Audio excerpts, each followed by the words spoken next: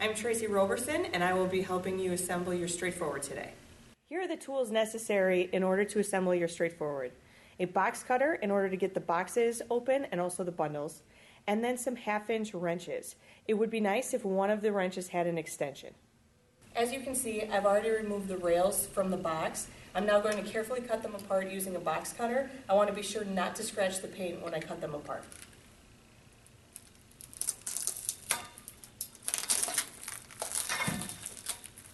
Since I will be assembling a 2-tier today, there are 4 total rails. 2 of the rails just have holes drilled in them. These are going to be your tops, and you can set them aside. The other 2 rails have what we call weld tabs.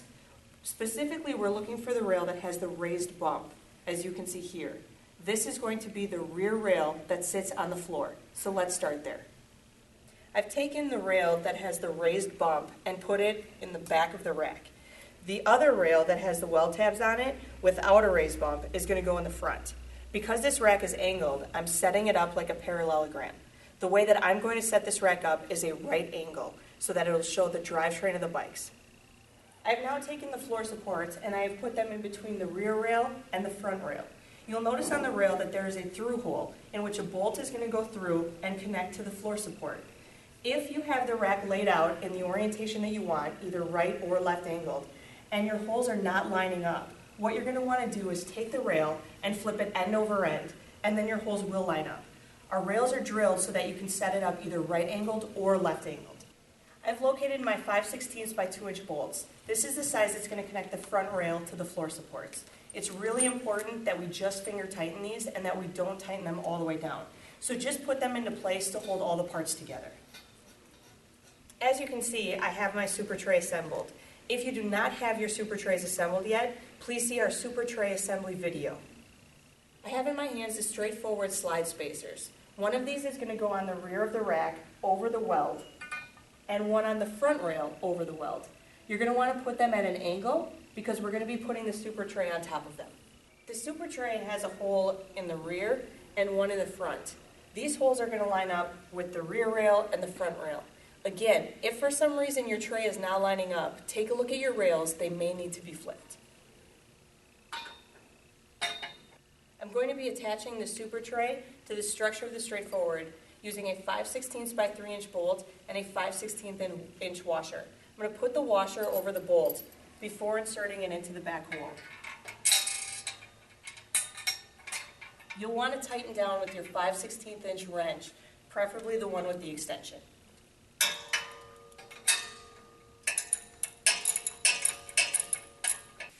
Continue attaching your straightforward spacers and your trays to the rack until your entire bottom tier is complete.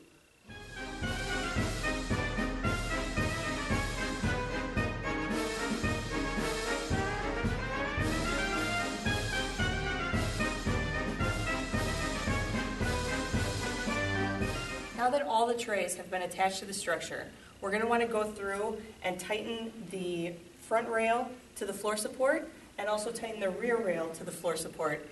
This will be the final step in completing the ground level of your straightforward.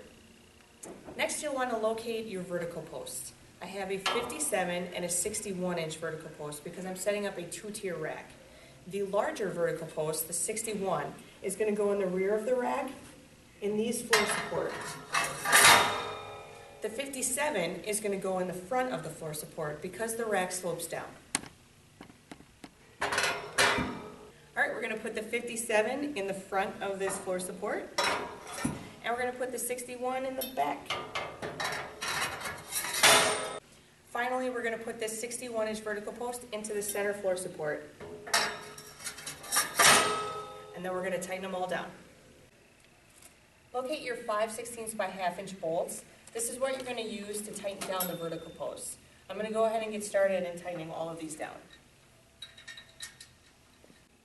If you purchased a 3-tier straightforward rack, these rear vertical posts would be 79 inches and the front would be 75, but the process is exactly the same. Let's get started on building the 2nd tier. It's now time to locate your upper main arms. This is an upper main arm end. It's got the additional welded piece. And this is an upper main arm center. You'll have 2 ends and 1 center. Again, if you're setting up a rack that only has 4 bikes per tier or 5 bikes per tier, you will not have a center support. But since we're setting up a 6 bike per tier rack, we are going to need the center support. I have the straightforward upper main arm end in my hand, and I'm going to slide it over the vertical posts.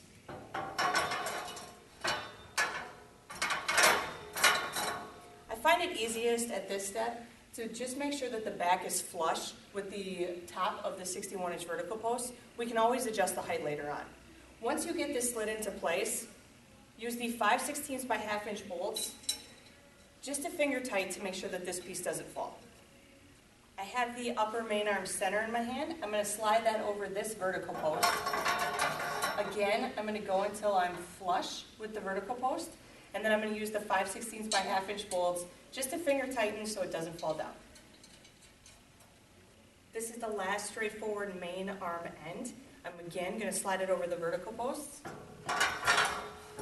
making sure that I'm flush in the back, and then tighten with 5/16 by 1/2 inch bolts. All right, it's time to find the top rails that I told you to put aside earlier in the video. Remember, all of our top rails are drilled so that the rack can be set up left-angled or right-angled. Because of the way the top rails are drilled, there isn't one specific rail for the front or the back. So feel free to just grab one rail, and we're going to start putting the second tier together.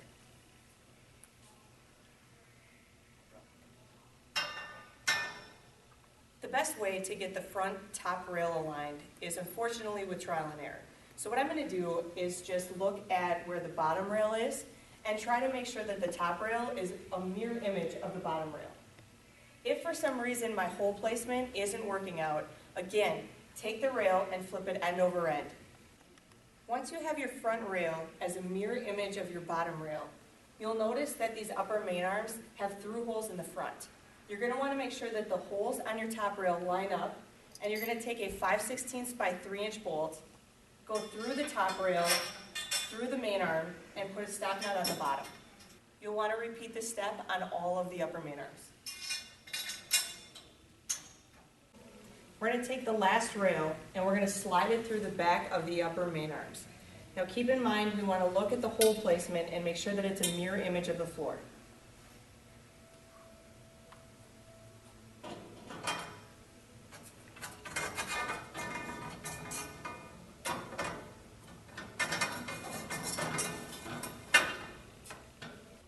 Once the back rail is in place and all of the holes line up and make a mirror image of the bottom rail, you're going to want to put 5/16 by 1/2 inch bolts in the back to hold the rail in place. And I'm also going to go through and tighten all of the upper main arms. We're now ready to attach the trays to the second tier of the structure.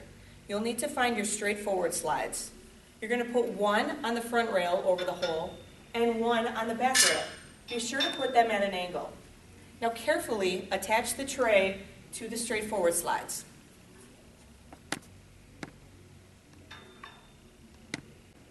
You'll attach the tray through the slide and the rail using a 5/16 by 2.5 inch bolt with a washer and then a 5/16 inch stop nut on the bottom.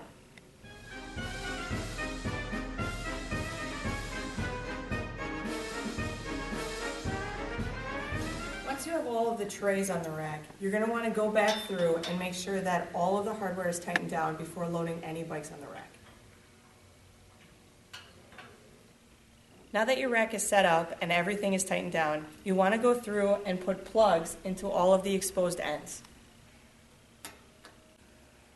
Alright, if you have a 3-tier rack, now would be the point when you would add the 48-inch third-tier extensions to the back of your vertical posts and build your third tier. If you have a 2-tier rack, congratulations, you're done. It's time to start loading the bikes. If you have any questions or problems while setting up your rack, please feel free to email or call us at the email address or the phone number below.